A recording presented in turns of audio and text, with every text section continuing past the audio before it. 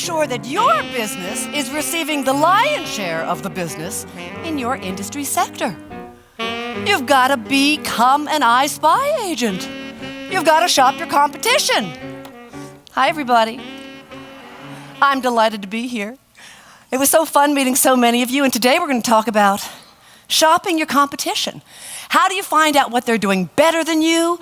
How do you find out what you're doing really well? And how do you differentiate yourself in your industry to grow your business and to become a leader in your field? My father was an entrepreneur, and my initial background was in the arts. And he would lament at my ever-seeming lack of cash flow. And he would say to me patiently, "Sweetheart, you know, money isn't everything, but it does rank right up there with oxygen." And he was so right. If you don't have money flowing through the streams of your business, the veins of your business, if you're not building an adequate reserve of cash flow, you put your company at risk and also all the wonderful jobs that you create. There was a fellow I met years ago named Brad Sugars. And Brad, he's now has the largest business coaching firm in the world. And he has a great definition for business, which I love and I remember often. He said that a successful business is a commercial, keyword, profitable business that can work without you if you choose. In time. If you choose, it can work without you. That's my goal. I would like my business to be working more without me in the day-to-day so I can traipse around the world speaking, writing, and creating new projects. So I think for you too, how do you build your business to the place so you have the choices to do what you want? And I think you really need to start to look at what are other people doing and what can you learn from them. So let's first start with what I call selling your differences and your value. I think that when we're selling, we're always selling what is our value, what differentiates us. But how can you know what's differentiating you if you don't know what is in the competitive landscape? There's lots of ways that I think you can find out what other people are doing, One is, I'm sure you've done it before, become a secret shopper. And there's different ways you can become a secret shopper. I think with technology these days, you can look at people's websites. How are they presenting themselves? What do they offer? Maybe a little bit about pricing. It depends on the industry sector and if they're putting that on the website. Certainly social media, you learn so much. What are people saying about these other companies? Maybe in reviews. Are they saying things in reviews that you wish they were saying about you? Or maybe they're saying things that you're glad they're not saying about you. So how can you learn about your competition through really investigating and also asking other wedding professionals? I like to ask a lot if I've heard about a certain wedding professional. Gosh, tell me, what's their secret sauce? They seem to be doing so much business, they're doing so well, everyone's talking about them. And I love to learn that way. Now, here's another thing. This is a little controversial when I've mentioned this to people before. Being a secret shopper, if you want to, you can don a private Gmail account. You can pretend to be a bride and, inquire with that company or pick up the phone. That might not be your style, but you've got to figure out what works best for you to really know what other people are doing, asking a lot of questions. Well, aside from looking within the industry, which is so helpful, I love to look at other businesses, and I work with a lot of different businesses. And I was introduced to a fellow years ago. He's a dentist. His name is Paddy Lund, L-U-N-D.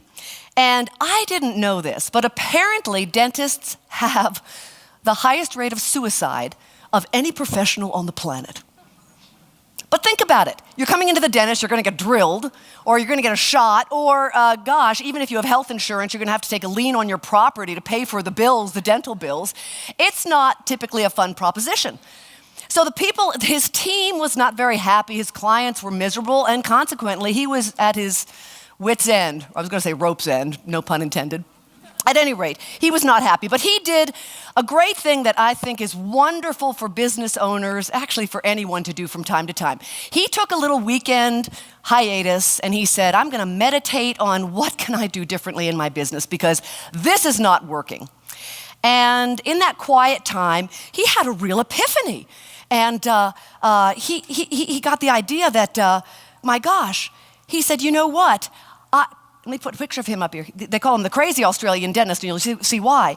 He said, you know what? He went and got some contractors, and the next week he went into his business, and he took out the front desk, and he put in a huge cappuccino machine. And he changed the decor, and he made it really welcoming and warm, and he actually had beautiful music piped in, and he hired somebody to bake what he called fresh dental sticky buns. So imagine it. People walk into his office. They think of this sterile thing that they're going to go into. Sticky buns. There's a cappuccino machine. He served 30 different kinds of exotic tea on bone china. I mean, consequently, his whole atmosphere was changed. He and his team created something they call the courtesy system. And it talked about their values, and it talked about the way they treat people. It told a little bit about each of the team members, something personal. So he created this real familial, comforting atmosphere. Well, his sales in a year tripled. In fact, it got to the place where he was able to fire the clients that he didn't think were a fit. Wouldn't you all like to do that from time to time? There's one or two like, you know what, I'd like to kind of pass that one on to my competitor. So you can really learn a lot. The crazy Australian dentist. You can learn a lot from other industries. I like to study, what are they doing that's really great? What's really, really great?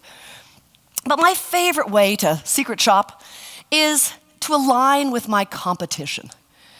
I usually invite them for lunch at my venue or coffee. And with an air of great transparency, I share, here are the things that have been challenging for me. Here are the things that have worked.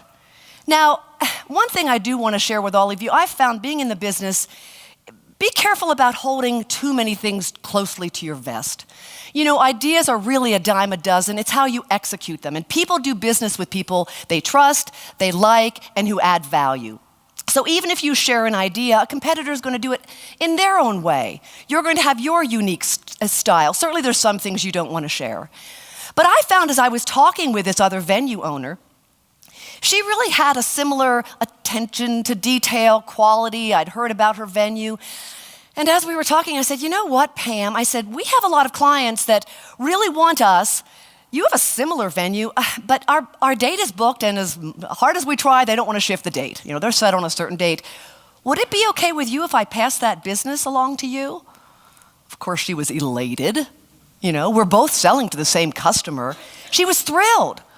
So I began passing business along to her without even asking her to return it. And of course, then in time, she started doing the same for us. And listen, when you do refer, be careful that it's not just, oh, okay, Josie, yeah, call Pam. Make it a warm lead. Hey, Pam, I've got Josie here. She's awesome. She's getting married this time, blah, blah, blah, blah. I think you two could be a fit. Would it be all right if I send her over? That she knows you are really making the effort. You're not just, oh yeah, call her. The bride maybe will, maybe won't. Or an email where it's documented so they can see you are really making an effort. Maybe even following up, checking in, hey, did Josie ever work out? Demonstrating that you are really working to help them. Because again, think of all the brides that sometimes you don't have a date for. Imagine if somebody else is working on your behalf to help you get bookings. So I found that's a really great way to, aligning with the competition. Because at the end of the day, you know what? Business is about relationships. It's about who you know. It's about how you treat people. It's about being consistent with your brand. And you've got to know your audience. I own a historic antebellum style mansion. It's not for everybody, but the kind of clientele we get, they want that kind of look and feel in the gardens and the more one-stop shop sort of thing. So, but know your audience. You can't be all things to all people.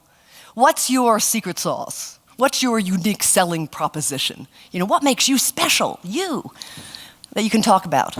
And also, know where you profit most. Tammy Kinzer was talking about this yesterday. Know where you profit most. I know I borrowed a ton of money when I redid the old historic home, added a ballroom, grounds. So I knew I needed significant cash flow. I couldn't just rent the venue and be okay. I needed to add culinary. I live in a little town in Georgia, and they did not even have a liquor license, and there was a deacon on the board, and I had to really lobby and, come on, it's going to be really good. We're going to be careful. In time, we got liquor, because alcohol was a very important revenue stream for us to stay profitable. You've got to be profitable. So know where you profit most. And be careful about, I like to add on profit centers where I can, but I've been a little too quick and excited about some. I remember hearing brides that, they really, of course, wanted limos or some kind of car to take them away. And we had great partners, but I thought, boy, I need to build the cash flow. And I saw this amazing 1960s, very cool limousine. And I thought, oh my gosh, it's a great price. I'm going to buy it. I bought it, got the licensing. Guess what? Young brides don't really like really cool 1960s limousines. I didn't sell it once. My stepchildren at the time got some really awesome birthday rides with their friends, though. That was a lost proposition. Anyhow, so know where you profit most, and if you're adding little profit centers, and this is what you can learn from your competition, what are the ones that will work for you? You don't want to get outside of your area of expertise and weaken your brand. So let's talk next about how is your company perceived? It's one thing to, you have a sense of your differences, you have a sense of your value, but how are people seeing you? Because you know what? Perception is just about everything. And what's your story? What's your brand? Now, brand to me is much more than your signage, your logo, the colors on your website, your font. Your brand permeates in everything you do. It's the way your team speaks. It's the way they dress. It's the way you handle conflict. It's the way you do everything. And I'm extremely preferential. And I make no bones about it because it's my brand. And my team knows this. I'm paid to be preferential. In fact, I'm very particular about language. And I'm from up north. I'm from Pennsylvania, but I've been a transplant in the South for many decades now. But I realized that my team was referring to our brides as the vernacular up north, you guys. Hey, you guys. Or yous guys. You guys. And I said, you know what? We don't really work with guys. We really work with brides. And I own an antebellum-style mansion. And how about we say ladies or y'all? So I've learned to say y'all. My whole team has. Y'all or all y'all.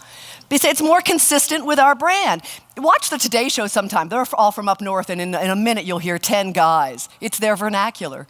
So what's specific for your brand to differentiate you? Also, I'm very particular about something else, and I want you to kind of notice at the conference and out and about in the world. Something recently that I've just seen so much, I'll talk to a team member, or I'll be out at a store and I'll ask the clerk something and they'll say, no problem. Or my team will say, no problem, BB. And I think, well, for heaven's sakes, why would it be a problem? You're my employee and I hired you to do this. Or I'm the customer, why would it be a problem? And it puts an energy. So there was other industries, I beg, borrow, and steal anything that's a great idea and make it my own. And Chick-fil-A and also Ritz-Carlton respond with, it would be my pleasure. Or I said to my team, say, I'd be delighted to, or absolutely, I'd love to do that for you. It changes the energy. In fact, you've all heard of Hooters restaurant? Hooters did a study. Apparently they were doing a big strategic thing within the company, but one was they wanted to see if the servers could get higher tips. Now you'd think with their unique uniforms, they get high enough tips, but anyhow, they wanted more. So in the study, they found that they were saying no problem a lot, and they had them switch to, it would be my pleasure, 40% up in tips, 40%. So it makes a difference, your language. Another one, as I'm sharing language preferences, my team, I was watching my sales team working with them one day, and I said, they were talking about money. There hasn't been one bride that's come through my doors yet. I'm still hoping to find her. Katie, bar the door, BB. Any amount of money we can spend, great. We've got an unlimited amount of money that we can put toward this event. Well, it hasn't come yet. So my team talks about budget. And I realized as they were talking about budget, because I certainly deal with budgets in my business, my stomach would knot up. Ugh. Budget to me is limited. Ooh, limited. So I said, we need to change that. We don't want it to feel limited to them. So how about we refer to their spending plan? So what is your spending plan for this event? Or tell me, what kind of investment do you want to make in this most important day of your life? You can put a spin on it. Also, I'm preferential about, I love that we call one another wedding professionals instead of vendors. I know it's a vernacular in our business, yeah. We're professionals. Vendors work with monkeys who work with organ grinders. That's okay. But anyhow, we're all wedding professionals. We work very hard at what we do. So, your story, your brand. Now listen, if I were A skateboarding company, that'd be a whole different thing. My whole team would wear those cute little skirts, with the shorts underneath, and we'd have green nail polish, and if we had long hair, it'd be up in a ponytail. We'd skate around on skateboards and say, yo! And that'd be okay, because it's a skateboarding company, but I own a very elegant special event venue, so these are my preferences. So you need to decide in your business, what are your preferences? Here's an example. I love to grocery shop. I have a busy lifestyle, so I don't have time for leisurely grocery shopping very often, but when I do, I relish it. And there is a store in the little town where I live that I love. They have all the items I love, this great organic section, the aisle, everything's set out beautifully. I even like the music that they play. It's great until I get to checkout time. And there she is, with her hand on her hip, totally unkempt, no makeup, her clothes are wrinkly, her nail polish is chipped, she's chewing gum. I just can't stand that. And she has roots showing in her hair, and she's Sarah Jessica Parker, Sex and the City fashion statement. She just doesn't look put together, and I come up and I initiate the conversation. I say, hi, how are you? Oh, I can't wait to leave. I said, oh gosh, why is that? I've been here since 9 a.m. Note, it's 2 in the afternoon. I can feel the parent and business owner in me about to pounce, and I say, well, you sure are lucky to have a job. She says, oh, this job, I hope I win the lottery. Oh, what would you do if you'd win the lottery? I wouldn't work here. I don't know, buy me a car. I don't know, do nothing if I want. So with that, I'm rushed in and out. That must be why she was hired. She's very expedient in getting me in and out. I hardly just spent $213.49. I hardly have time to put my credit card back in my wallet. There are so many things wrong with that exchange, I hardly know where to begin. I feel totally unvalued as a customer, totally. She feels unvalued as an employee, and the company, she doesn't value the company. And I'm upset with her that a young woman wouldn't have a greater sense of professional presence. But I'm more upset with the management, the owner, frankly, who isn't training their frontline people.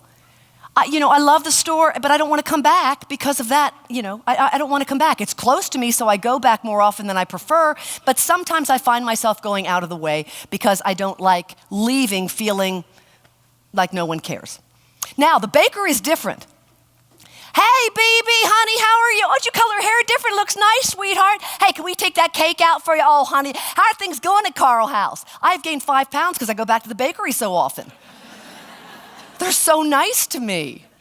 So, your brand, so important. Let's look, too, at how do you define your company culture? Your culture. The values, the way you do things in your organization. How do you define them? And most of all, how are they perceived? You might put them out to be something that you intend, but it's not being perceived in that same way. So, you might look at what are people saying about you in the culture in your company? What are they saying? Are the reviews you're getting and are on social media and wedding professionals, what are they saying about your company culture? Reviews, feedback that you're getting. They say, yay, we love you, man, or, I don't know, we like this, but boy, this is inconsistent. What are they saying? What are they saying in social media? Other wedding professionals, I ask everyone, hey, how did you feel the event went? DJs who we work with, or photographers, or cake people, how did you think it was? Is there anything you think we could do differently? Because we really want to improve, and unless you tell us, we don't know. Or even with our brides, we ask, hey, listen, we even bribe them a little bit. I'm not ashamed. Hey, we'd love to pass along a bottle of champagne and 2 engraved glasses with our logo on it. If you could take the time to let us know how you feel everything went. We really value it. And then you've got to listen, really listen to what they're saying. And an organization really, you need to have a vision statement in your company. Do you all have vision statements, some of you? Let me tell you why it's important. Well, I first started out with a vision statement for my company that was so long, I couldn't even remember it. You want to make it short and sweet, but it's what guides your ship. Ours is to create extraordinary, memorable events. Everybody in my organization knows it. Our customers know it. Our wedding professionals who work with know it. Our suppliers. It's important they all know it. And that you really work to do that at every turn. And with that, a mission statement really is how you go about making sure your vision happens. With attention to detail, loving care and kindness, whatever you do. I look at them online. There's so many, and I've tried to adapt from other companies. Who are we? And your culture statements are the values to which you live. And it's the backbone of your organization. The way you handle communication, the way you handle adversity, the way that everyone assumes a sense of ownership with what they do. We're an organization of abundance and being grateful and gratitude. So when somebody in your organization is not acting that way, which, we're not perfect at it, they're not wrong, they're not bad, but it's, hey, let's remember, let's try to live up to this. That's what we all signed up for. This is how Carl House, like a family. Families have certain values. Let me share an example. We don't do many public events at my venue, mostly private events, but from time to time we did a Mother's Day this year, and it was a lovely event. It's a lot of work. It includes the whole team, and it's mostly a marketing event. We sometimes just break even, but we were going to really showcase what we could do. The chef had about 30 different items. She had breakfast, eggs and sausage and bacon, French toast, on and on and on, a million different salads and lots of proteins and carving stations and juices and milk and coffee and our sweet tea and everything, tons of food. She had worked 3 events that weekend and only had 4 hours of sleep, and got up early because we make almost everything fresh. And I was there to support my team, to support the chef, and to make sure that all of the clients were happy. This is a little out of our ordinary. We had a couple challenges behind the scenes, which happens. We had a little mess up with some mimosas, but we worked that all out.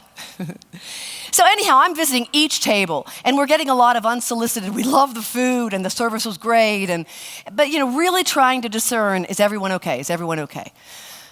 Seemed to be really successful. We were tired. I put in about 14 hours, the rest of my team much more, but we did what we wanted to. I got home, and I was checking emails, and I got an email from my marketing assistant, and she said, "Bibi, we received an email from one of the mothers who attended the brunch. It was a gift from her husband, and she wrote an email that I don't know how to respond to." And I read it, and it went on and on and on and on. One paragraph, no spaces, a rant about how displeased she was with our brunch. And kind of takes the wind out of your sails when you've worked that hard. I'm sure you've all been there. And I listened, and she said, "Well, I've been to a lot of other brunches, and my children couldn't find anything to eat. There were no chicken fingers, there was no pizza, there was no mozzarella sticks, and there was no soda pop." And she said, "My aged mother-in-law barely ate anything, and I really don't think it was worth the price." She said, what else? She said, there was a mix-up with the mimosas. I was aware of that. We straightened that out. And she said, "I think you should have had more than 2 proteins." Well, we did. We had 5. And she said that I think the pork was salty. So I took a deep breath, and I have a policy that I usually wait overnight before I respond, because there's a tendency, especially when you're tired and you've worked so hard, to be defensive, and that's the last thing I want to do. And I always make sure I run my response by a team member to make sure I'm in check with the way we do things, our culture. But I got pretty clear. I had a little moment of an epiphany, and I got clear about how I wanted to respond. I ran it by my teammate. She said, "I think send it tonight, B," because I wanted to respond very quickly. And I wrote back and I said, "Thank you so very much for your feedback. It is so invaluable to us to hear from our clientele to make sure that we're doing things right, and so we have an opportunity to improve, and I really appreciate your comments." I said, "Please trust that as a business owner, with the risks that we all take and the enormously long hours, trust me, the last thing I would ever want to do is displease a client."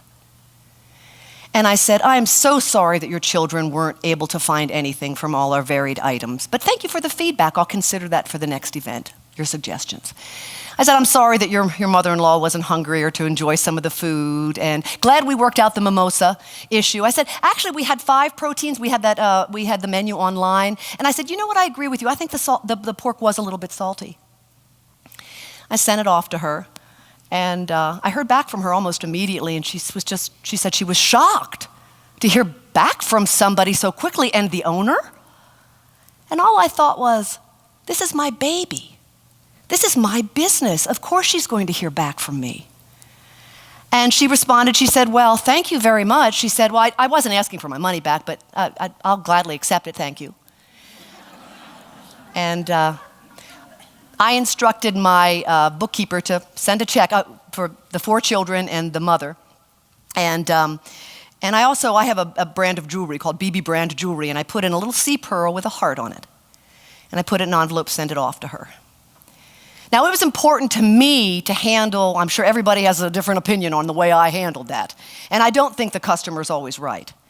But it was important to me how I handled it, because it was important for me to let her know that I really care. We're really trying to do right by her. Now, I do know for sure that the way you do anything is the way you do everything. And it might be that she does this after each event, and she works to get money back. And that's her karma to deal with, not mine.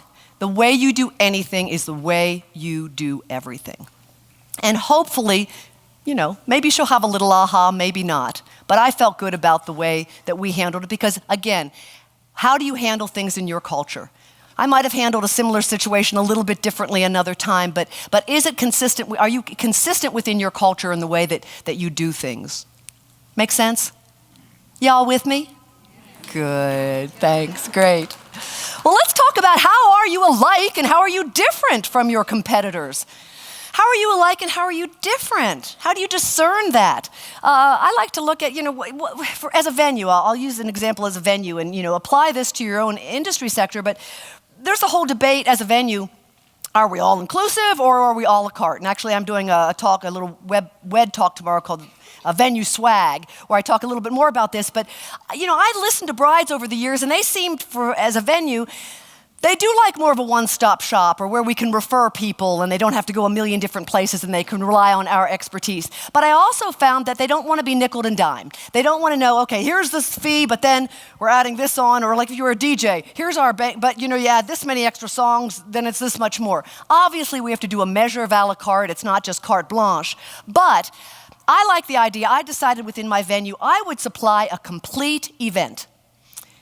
Setup, breakdown, tables, chairs, linens, centerpiece, a basic full event. And I make sure to include wedding direction. The reason? When I first started my business, I had that as an a la carte item, meaning to include it, but it was separated. And I had one young woman, she said, oh, BB, I don't need a wedding director. Aunt Sally's going to direct the wedding. Aunt Sally isn't a professional, and I'm afraid she might hang out at the bar too long and she might forget about the timeline, or who knows what. So at any rate, we want to make sure that I can control the quality at my venue. So to include the things that are important, but if somebody wants to add on things to your packages with whatever you offer, at my venue, they can add on centerpieces, they can add linens, they can add florals, all kinds of things that they can add on in terms of, so how do you package? What do you include, not include? And I think that's a great thing to look at. What are other people doing? Are they doing things differently that you might adopt a little differently? It took me a while to really find the model that worked best for us, and listening to the brides. And it changes from time to time.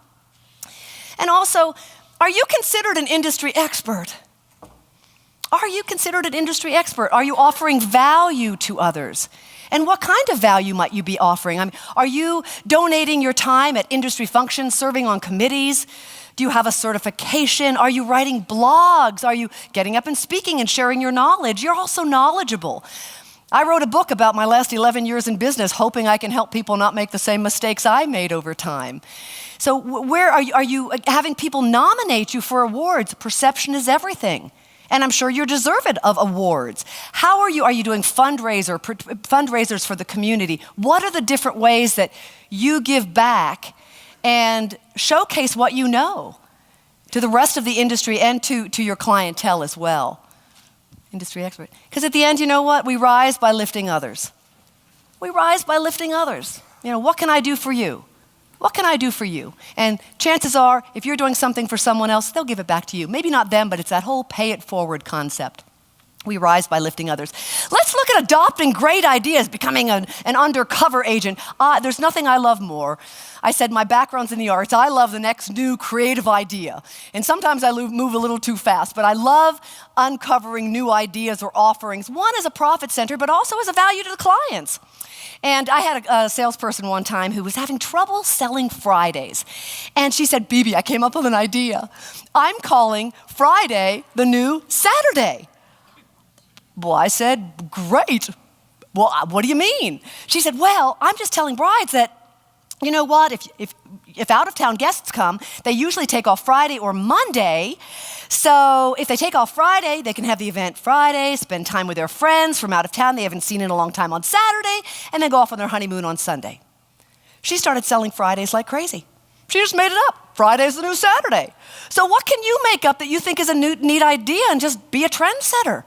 You don't have to wait for other people. In fact, one time I decided I would call my venue the event venue of the Southeast. Nobody else was claiming it.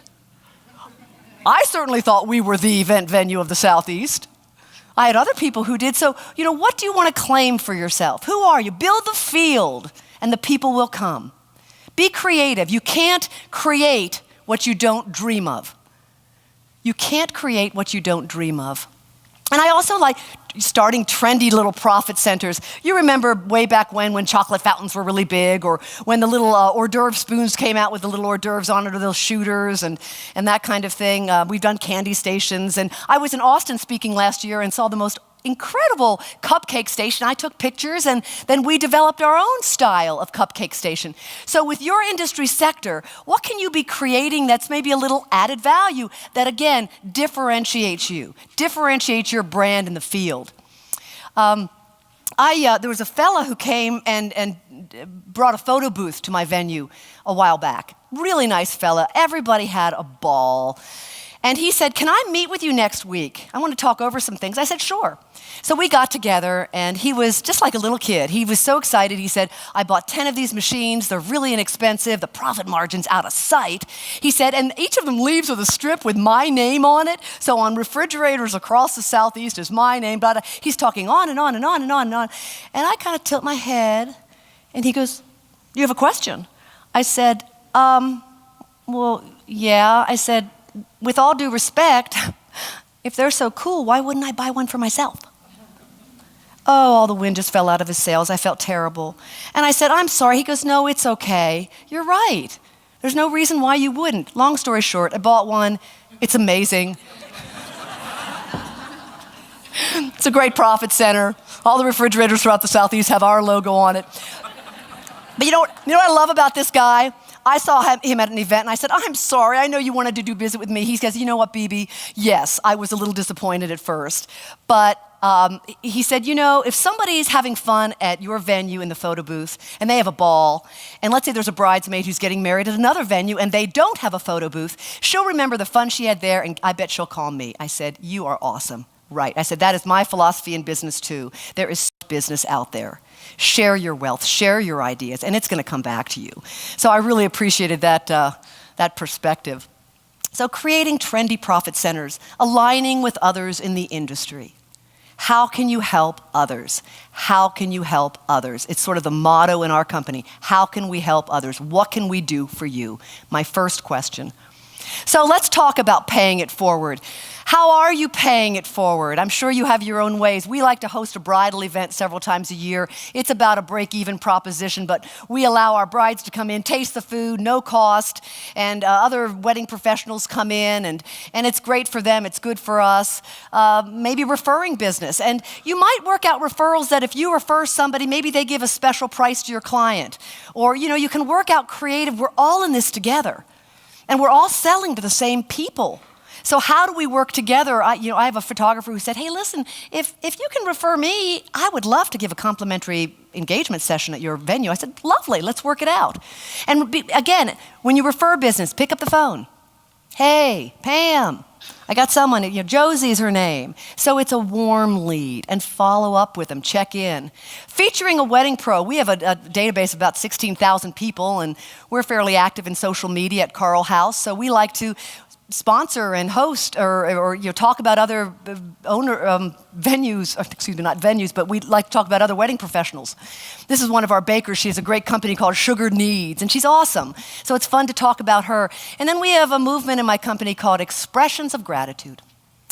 I was delighted to talk to so many people yesterday who are using a tool, a success tool that we use. It's called send-out cards. And we have a movement in my company where each one of my teams sends out at least 5 expressions of gratitude a week. We use send-out cards a lot, computer-generated hard copy cards, which actually it's legible, because you use their font, not my chicken scratch. We can customize the card or a stock card. Being able to say thank you to a customer or a prospect or a wedding professional or a supplier or within the team to say you did a great job. It makes such a difference. You know what? We work in a phenomenal field. That you're all out here wanting to better your businesses and collaborate is so amazing. And when the challenges come, which they do and they will, remember that's where you learn your best stuff. For sure. And I look at challenges like weather. Weather comes and it goes. And look at challenges as the weather that waters your garden, that is your business, to let it grow. There's a great quote from a film I love so much called The Best Exotic Marigold Hotel, where they say, everything will be all right in the end. And if it's not all right yet, hey, it's not the end. So, be willing to be an I Spy agent. It's never too late to lead the way. Thank you very much. Thank you. Thank you.